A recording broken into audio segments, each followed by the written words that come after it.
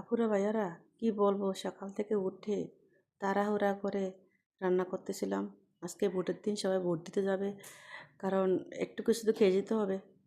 এখন আমার ফ্যামিলিতে সবাই আজকে বলতেছে কেউ আজকে রুটি খাবে না, সবাই ভাত খাবে। তাই তাড়াতাড়ি একটু এই যে আলু দিয়ে সিম দিয়ে ভাজি করলাম। গরুর মাংস আগের থেকে রান্না করা ছিল, সেটা একটু গরম করলাম, ডিম সিদ্ধ করলাম, ভাত রান্না করলাম। তো সবাই খেয়ে চলে গেছে ভোট দিতে, কারণ ভোটে যদি বড় লাইন হয় খিদে লাগবে, কখন না কখন আসে বাসায়, সেই জন্য সবাই একটু ভাত খেয়ে গেল। তো আমিও এখন ভাত নিলাম আমার জন্য। এই যে আমি সবজি একটু গরু মাংসের ঝোল, একটা ডিম নিলাম, খেয়ে আমি রেডি হবো এখন ভোট দেওয়ার জন্য। তো সবাই দোয়া করবেন আমার জন্য, আমি যেন ভালো করে ভোটটা দিয়ে আসতে পারি। আপুরা ভাইয়ারা, সবার কাছে দোয়া রইল। ওকে, আল্লাহ হাফেজ।